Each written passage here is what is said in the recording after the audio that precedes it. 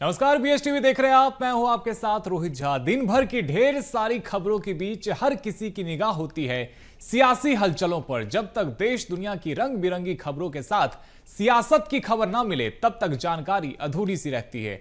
तो सियासत के बिखरे रंगों को समेटकर हम बात करेंगे कभी बयानों से उपजी आफत की, तो कभी जनता को सरकार से मिलने वाली राहत की, सवालों की, जवाबों की, छिपी सियासी हसरत और चाहतों की। अब बात होगी सियासत की। छत्तीसगढ़ शराब घोटाला मामले में रायपुर के पूर्व मेयर एजाज ढेबर की मुश्किलें बढ़ती जा रही है। एजाज ढेबर से ईओडब्ल्यू की टीम ने पूछताछ की। ढेबर को 7 फरवरी को ही नोटिस भेजा गया था। उस समय उन्होंने कहा था कि नगरीय निकाय चुनाव में वो व्यस्त हैं। ऐसे में वोटिंग होने के बाद एजाज ढेबर से पूछताछ की जा रही है। अब एक बार फिर से शराब घोटाला मामले को लेकर बीजेपी और कांग्रेस आमने सामने है। देखिए ये खास रिपोर्ट। छत्तीसगढ़ शराब घोटाला मामले में एजाज ढेबर की बड़ी मुश्किलें। ढेबर से ईओडब्ल्यू कर रही पूछताछ। 7 फरवरी को पूछताछ के लिए नोटिस हुई थी जारी। निगम चुनाव का हवाला देते हुए मांगा था समय। 12 फरवरी को पूछताछ के लिए पहुंचे ईओडब्ल्यू ऑफिस। पूर्व मेयर एजाज ढेबर के समर्थन में आई कांग्रेस। भाजपा ने जांच को बताया निष्पक्ष। शराब घोटाले में जेल में बंद है अनवर ढेबर। छत्तीसगढ़ शराब घोटाला मामले में ईडी के साथ साथ ईओडब्ल्यू भी लगातार कार्रवाई कर रही है। बुधवार को रायपुर के पूर्व mayor Ejaz Dhebar EOW office पहुंचे। उनसे शराब घोटाले में पूछताछ हो रही है। ईओडब्ल्यू और एसीबी ने एजाज ढेबर के करीबियों को भी पूछताछ के लिए बुलाया। ईओडब्ल्यू ने 7 फरवरी को पूछताछ के लिए एजाज ढेबर को नोटिस जारी किया था, लेकिन निगम चुनाव के कार्यों में व्यस्त होने का हवाला देते हुए पूछताछ के लिए समय मांग लिया था। अब मतदान खत्म होने के बाद एजाज ढेबर अपने वकील के साथ पूछताछ के लिए ईओडब्ल्यू ऑफिस पहुंचे। ये आपको सबको पता है कि पहले चुनाव चल रहे थे। एजाज ढेबर और उनकी वाइफ दोनों ही चुनाव लड़ रहे थे। पहला नोटिस जो हमको मिला था उसमें हमने लिख के दिया था कि चुनाव प्रक्रिया के उपरांत हम स्वयं उपस्थित होंगे, लेकिन इसके पहले ही 12 तारीख का नोटिस दे दिया गया, क्योंकि आज कल चुनाव का हो गया। अब ठीक है, मतगणना का काम बचा है, लेकिन फिर भी क्योंकि कानून पर हमारे पूरा यकीन है, इसलिए हम लोग जो है आज ही उपस्थित हो गए। 11 फरवरी को नगरीय निकाय चुनाव की वोटिंग होने के बाद एजाज ढेबर 12 फरवरी को पूछताछ के लिए ईओडब्ल्यू के रायपुर स्थित ऑफिस पहुंचे। माना जा रहा है कि जेल में बंद आरोपियों से सुराग मिलने के बाद एजाज ढेबर को पूछताछ के लिए बुलाया गया है। 2 साल पहले भी शराब घोटाले को लेकर ईओडब्ल्यू ने एजाज ढेबर से पूछताछ की थी। ईओडब्ल्यू के नोटिस को लेकर एजाज ढेबर ने कहा था कि नगरीय निकाय चुनाव को प्रभावित करने के लिए यह नोटिस जारी किया गया है। शराब घोटाला मामले में कांग्रेस पहले भी जांच एजेंसियों के दुरुपयोग का आरोप लगा चुकी है। एक बार फिर जब एजाज ढेबर को पूछताछ के लिए बुलाया गया तो पूर्व मुख्यमंत्री भूपेश बघेल ने कहा कि एक ही मामले में अलग अलग जांच एजेंसी पूछताछ के लिए बुलाती है, इनके पास केवल यही काम है। ये केवल बुला बुला के परेशान करना है।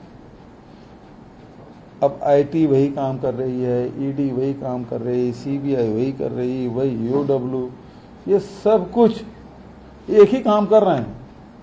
एक जांच खत्म किया तो दूसरा उसी जांच को पकड़ लेते, दूसरा वो जांच खत्म किया तो तीसरी एजेंसी पकड़ लेती, तीसरी एजेंसी खत्म किया तो चौथे राज्य सरकार की एजेंसी शुरू हो जाती है। अब जब हो जाता है राज्य एजेंसी एफआईआर कर दे तो फिर से सेंट्रल एजेंसी घुस जाती है। तो ये इनके पास यही काम रह गया। वहीं डिप्टी सीएम अरुण साव ने कहा कि हर वो व्यक्ति जिससे शराब घोटाला मामले से जुड़ी जानकारी मिल सकती है, उन्हें पूछताछ के लिए बुलाया जा रहा है। देखिए, जांच एजेंसियां जिन जिन से कुछ तथ्य मिल सकते हैं शराब घोटाले से संबंधित, किसी भी घटना से संबंधित, तो उन्हें पूछताछ के लिए निश्चित रूप से और स्वाभाविक रूप से बुलाते हैं। तो जाकर जो तथ्य है एजेंसी के पास, उसके आधार पर उनसे प्रश्न पूछे जाएंगे। और ये तो जांच का एक हिस्सा है। इसमें किसी को भी बुलाया जा सकता है जिनके पास कोई जानकारी हो उस मामले से संबंधित। सूत्रों के अनुसार ईओडब्ल्यू को जांच के दौरान नए सबूत मिले हैं, जिसके बाद एजाज ढेबर को पूछताछ के लिए नोटिस जारी किया गया था। पूर्व महापौर से पूछताछ के बाद माना जा रहा है कि इस मामले में उनकी मुश्किलें बढ़ सकती है। इससे पहले भी मार्च 2023 में एजाज ढेबर के घर पर ईडी ने छापेमार कार्रवाई की थी। उस समय ईडी ने ढेबर से करीब 11 घंटे पूछताछ की थी। शराब घोटाले में पूर्व मेयर एजाज ढेबर के बड़े भाई अनवर ढेबर पहले ही जेल में बंद हैं। जांच एजेंसियों ने अनवर ढेबर को शराब घोटाले का मास्टरमाइंड माना है। अनवर ढेबर अभी रायपुर सेंट्रल जेल में बंद हैं। ऐसे में क्या जांच की आंच एजाज ढेबर की मुश्किलें बढ़ा सकती है? ये इस बात पर निर्भर करेगी कि एजाज ढेबर अपनी बातों से ईओडब्ल्यू को कितना विश्वास दिला पाते हैं। Bureau report, BSTV। छत्तीसगढ़ में नगरीय निकाय चुनाव के लिए मतदान खत्म हो चुका है। अब इंतजार नतीजे का किया जा रहा है, लेकिन मतदान खत्म होने के बाद अब सियासत मतदान प्रतिशत को लेकर शुरू हो चुकी है। साथ ही आरोप परिसीमन को लेकर भी लगाए जा रहे हैं। सियासत की क्या है वजह, जानिए हमारी इस खास रिपोर्ट में।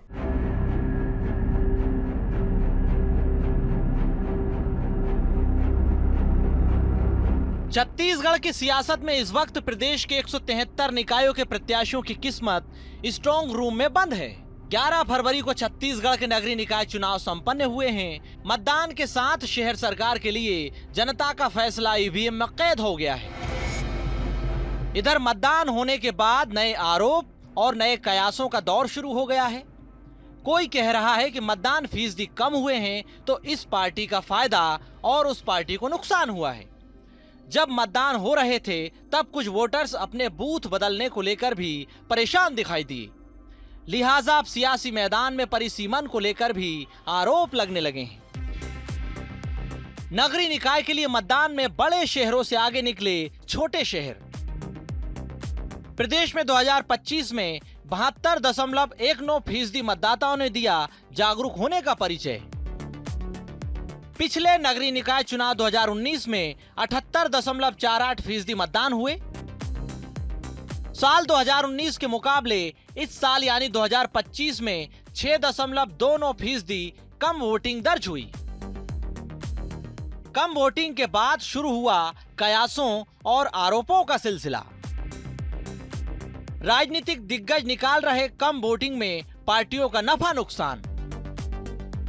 नगरीय निकाय चुनाव से पहले परिसीमन को लेकर भी सियासी गलियारों में आरोपों की बौछार।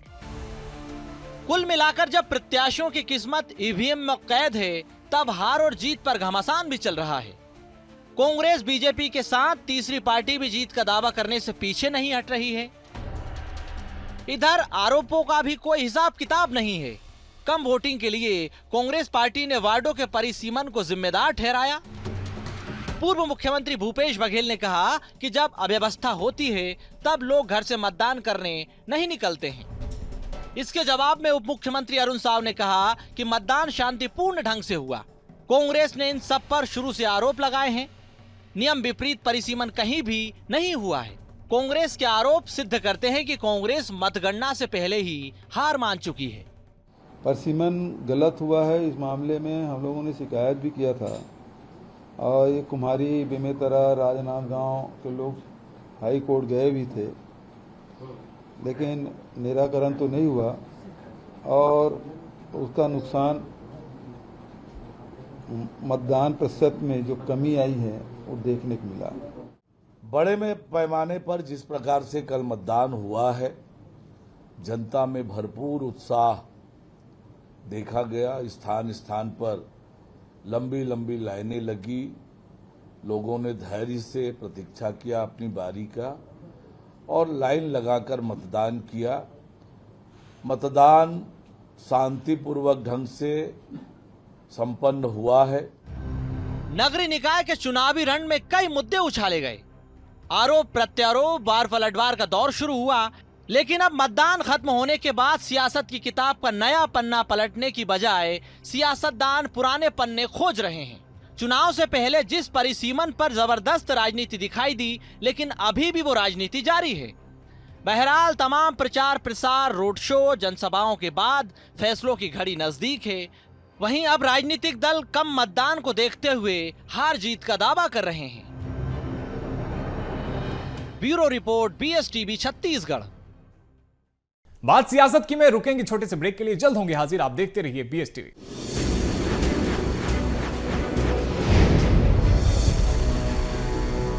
तो ब्रेक के बाद आपका स्वागत है। मध्य प्रदेश में ग्लोबल इन्वेस्टर्स समिट से पहले मोहन कैबिनेट की महत्वपूर्ण बैठक हुई, जिसमें सरकार ने कई बड़े फैसलों पर मुहर लगा दी है।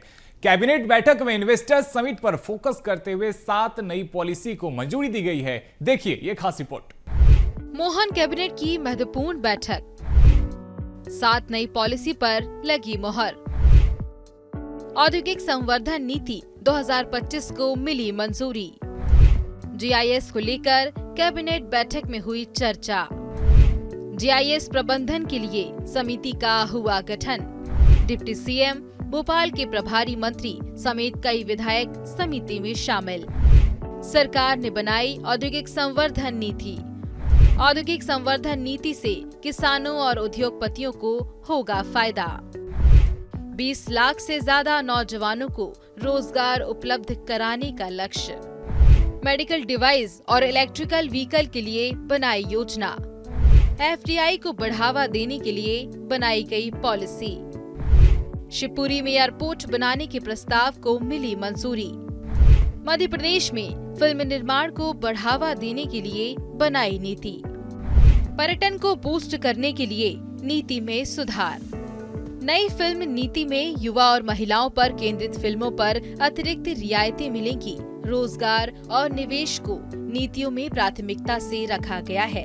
कैबिनेट मंत्री कैलाश विजयवर्गीय ने बताया, ग्लोबल इन्वेस्टर्स समिट को लेकर बैठक में कई नीतियों को मंजूरी दी गई है। इसके प्रबंधन के लिए एक कमेटी बनाई गई है, जिसमें भोपाल के प्रभारी मंत्री, डिप्टी सीएम, भोपाल खजुराहो विधायक और खुद विजयवर्गीय भी शामिल हैं। विजयवर्गीय ने बताया, कैबिनेट की ओर से मंजूर नीतियों का मुख्य उद्देश्य युवाओं को रोजगार देना है। निवेशकों को अनुमतियों को लेकर किसी तरह की परेशानी न हो, इसके लिए एनओसी की संख्या कम की गई है। सभी अनुमतियां ऑनलाइन होंगी और समय सीमा के भीतर दी जाएंगी। कैबिनेट बैठक में औद्योगिक संवर्धन नीति 2025 को मंजूरी दी गई है। 20 लाख से ज्यादा नौजवानों को रोजगार उपलब्ध कराने का लक्ष्य रखा गया है। कृषि, डेयरी और खाद्य प्रसंस्करण नीति बनाई गई है। टेक्सटाइल नीति को मंजूरी दी गई है। रक्षा उपकरणों के निर्माण की नीति को मंजूरी मिली। बायोटेक्नोलॉजी में R&D पर सरकार फोकस कर रही है।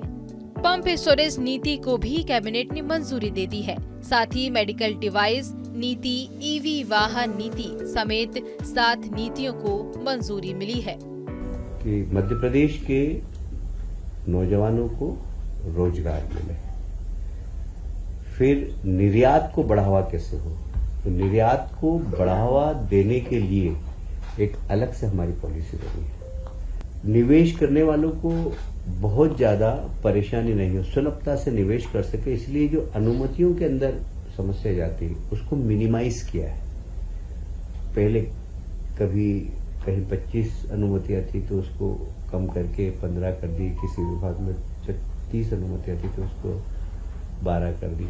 अनुमतियां और सब ऑनलाइन है और पारदर्शी और समय सीमा के अंदर सारी अनुमति देना चाहिए, इस बारे में शासन के निर्देश भी है। ईज ऑफ डूइंग बिजनेस को बढ़ावा देना हमारा इस पॉलिसी का मुख्य उद्देश्य है। मध्य प्रदेश में फिल्म निर्माण को बढ़ावा देने और स्थानीय कलाकारों को अधिक अवसर दिलाने का मकसद से नई फिल्म नीति को मंजूरी दी गई है। इस नीति के तहत साउथ की फिल्मों, छोटे बजट की फिल्मों और टीवी सीरियलों के लिए सिंगल विंडो सिस्टम के जरिए अनुमति दी जाएगी। अब तक परियोजनाओं पर 700 करोड़ रुपए की राशि खर्च की जा चुकी है। युवाओं और महिलाओं को केंद्र में रखकर बनाई जाने वाली फिल्मों के लिए सरकार निर्माताओं को अतिरिक्त रियायत देगी। सरकार की ओर से दिए जाने वाले अनुदान में टीवी सीरियलों के लिए 1 करोड़, वेब सीरीज के लिए 1.5 करोड़ और शॉर्ट फिल्मों के लिए 50 लाख रुपए का प्रावधान किया गया है। पूरी उद्योग संवर्धन नीति के अंदर अलग अलग विभाग है, उसकी अलग पॉलिसी बनी है। तो इसे कृषि, डेयरी एवं खाद्य प्रसंस्करण नीति, क्योंकि अगर सबकी मैं डिटेल बनाऊंगा तो एक फिल्म पूरी आपको 3 घंटे की देखना पड़ेगी, इसलिए मैं शार्ट में बता देता हूं कि जैसे कृषि, डेयरी व खाद्य प्रसंस्करण नीति, अब इसको भी हमने बहुत सुलभ बनाया है। किसान की आय बढ़ाने के लिए कैसे उनको उनके पशुधन को बैंक से लोन मिले, उनके दूध को सब्सिडी देना, ये सब उनको मिलने वाला जो पोषण आहार है वह उनको सस्ता मिले, इन सब बातों पे कृषि, डेयरी और खाद्य प्रसंस्करण नीति में। टेक्सटाइल नीति, ये रोजगार देने वाली नीति है और इसलिए इसको भी बड़ा हमने फोकस करके, क्योंकि सबसे ज्यादा रोजगार देने वाले जो 7-8 उद्योग है उसमें टेक्सटाइल भी एक है। कैबिनेट बैठक में सरकार ने मध्य प्रदेश के युवाओं और किसानों के हित में कई बड़े फैसले लिए, जिसका सीधा लाभ मध्य प्रदेश के आम नागरिकों को मिलेगा और एक साथ किसी बैठक में सबसे ज्यादा नीतियों को मंजूरी मिलने का एक कारण मध्य प्रदेश में छोटे बड़े उद्योगों, स्टार्टअप्स और प्रोत्साहन देना भी है। मध्य प्रदेश में बढ़ती निवेशकों की रुचि से मध्य प्रदेश के विभिन्न सेक्टर्स को बड़ा बूस्ट मिलने जा रहा है, जो मध्य प्रदेश के ग्रोथ स्टोरी में एक नया अध्याय लिखेगा। BSTV के लिए भोपाल से रंजन भगत की रिपोर्ट। मध्य प्रदेश विधानसभा का बजट सत्र 10 मार्च से शुरू हो रहा है। 24 मार्च तक चलने वाले सत्र में 9 बैठकें होंगी। इसके अलावा बाकी 6 दिन अवकाश रहेगा। बजट सत्र के तारीखों के ऐलान के साथ ही सियासत भी शुरू हो गई है। कांग्रेस ने छोटे बजट सत्र पर सवाल खड़े किए हैं। सत्र के दिनों को बढ़ाने की मांग की है। मध्य प्रदेश के बजट से पहले ही सियासत क्यों शुरू हो गई है, समझिए हमारी इस खास रिपोर्ट से।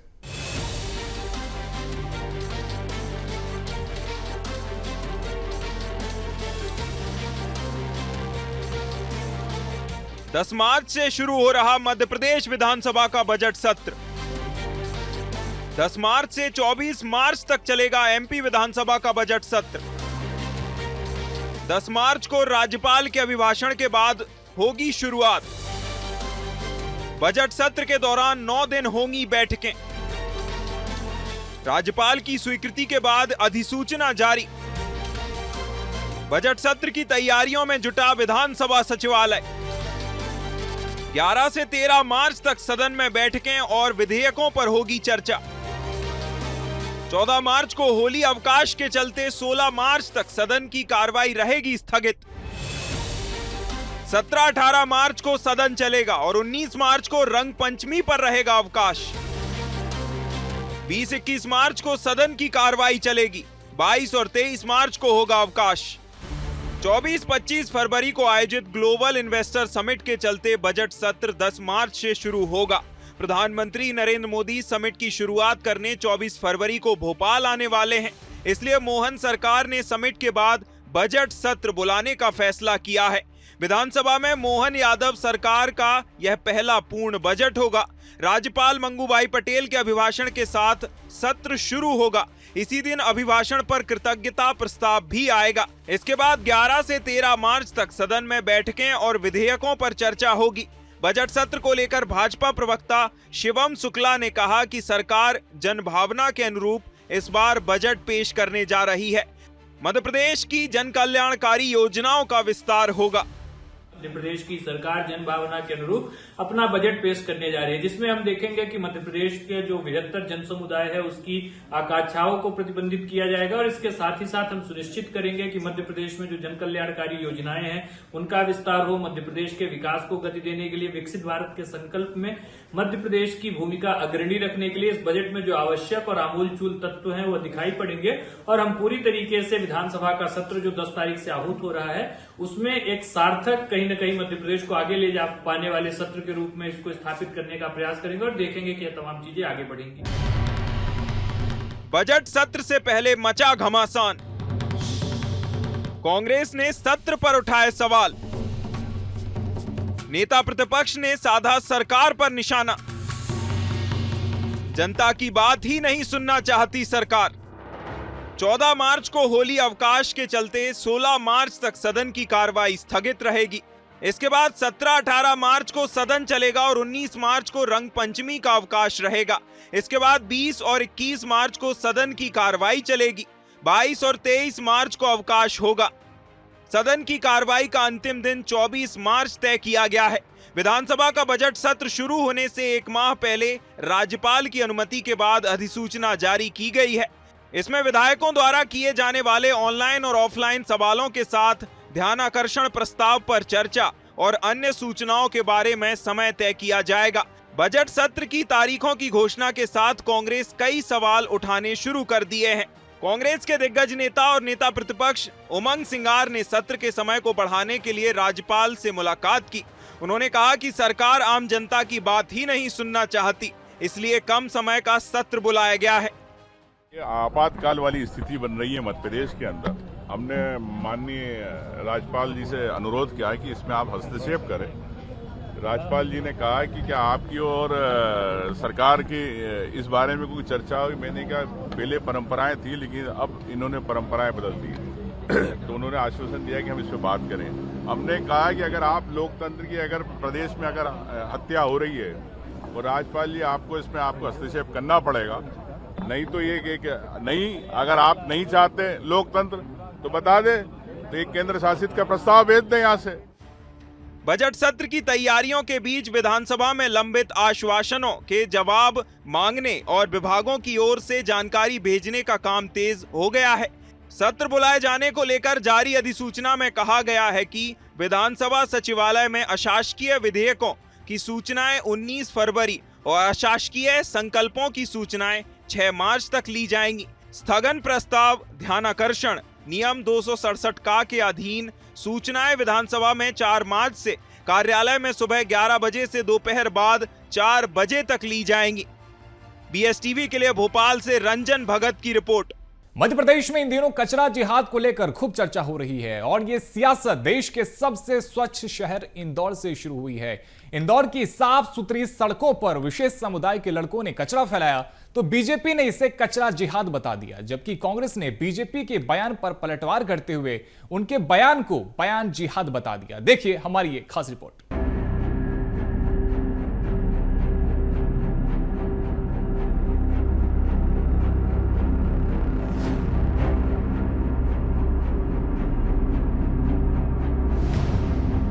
इंदौर की साफ छवि में दाग लगाने का प्रयास।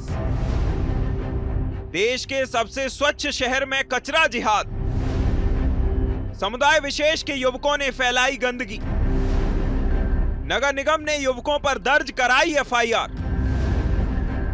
बीजेपी ने दी कचरा जिहाद की संज्ञा। कांग्रेस ने बयान पर किया पलटवार। बीजेपी के बयान को बताया बयान जिहाद। स्वच्छता सर्वेक्षण 2025 को लेकर प्रशासन तैयारियों में जुटा हुआ है। दिन रात महापौर और नगर निगम कमिश्नर से लेकर सफाई मित्र शहर के कोने कोने की सफाई में लगे हुए हैं, यह सोचकर कि कहीं कोई चूक न रह जाए। स्वच्छता के पैमाने से 8वीं बार स्वच्छता का सिरमौर बनने के लिए इंदौर में युद्ध स्तर पर साफ सफाई चल रही है। सफाई को लेकर सख्ती इतनी है कि कचरा फेंकने पर एफआईआर दर्ज हो रही है। नगर निगम अपने पूरी टीम इस समय मेहनत कर रही है और किसी भी परिस्थिति में हमारी टीम जाके अपने शहर को साफ रखने, सुंदर रखने का प्रयास कर रही है। और मैं सभी आमजन से भी यही अपील करता हूँ हमेशा कि हमारी नगर निगम की टीम बहुत मेहनत करती है और विपरीत परिस्थितियों में कैसा भी मौसम हो उसमें काम करके वो अपने शहर को साफ और सुंदर रखने का प्रयास करते हैं। और आप लोग सब उनका सहयोग करें। यदि कोई हमारा कर्मचारी गलती करता है तो हम उस पर भी सख्ती से कार्रवाई करते हैं, परंतु उनका सहयोग करें ताकि हम सब लोग मिलकर अपने शहर को अच्छा कर सकें। ऐसा ही एक मामला राजेंद्र नगर क्षेत्र से सामने आया है। चोइथराम मंडी के पास सफाई कर्मी सड़क की सफाई कर रहे थे, तभी बाइक से 3 युवक आए और कचरा फेंक कर भागने लगे। निगम कर्मचारियों ने पकड़कर चालान बनाने की बात कही तो युवकों ने गाली गलौज करते हुए जान से मारने की धमकी तक दे डाली। हाफिज, मतीन और तौफीक नामक युवकों पर निगम अधिकारी की शिकायत पर राजेंद्र नगर पुलिस ने शासकीय कार्य में बाधा डालने सहित अन्य धाराओं में केस दर्ज कर लिया है। देखिए, इसमें कचरे को खुले में फेंकने को लेकर जब ये कुछ युवकों द्वारा ये किया गया था तो हमारे सफाई कर्मी ने उनको टोका और उसके बाद उनके चूंकि जब सफाई उनको टोका और उसके बाद बहस हुई और फिर उन लोगों ने अपनी उसको बिना छोड़े और चालान वगैरह की जो राशि थी वो भी नहीं जमा करी है और विवाद भी किया हमारी टीम से। हमारी टीम के ऊपर चिल्ला चोट भी की है। तो उसके बाद इस पर एक राजेंद्र नगर थाने पे एफआईआर भी दर्ज की गई है और आगे पुलिस आगामी कार्रवाई करेगी। इसमें मुस्लिम युवकों के द्वारा गंदगी फैलाने की घटना को लेकर बीजेपी ने गंभीर सवाल उठाते हुए कहा, थूक जिहाद, लव जिहाद, लैंड जिहाद के बाद कहीं ये कचरा जिहाद तो नहीं।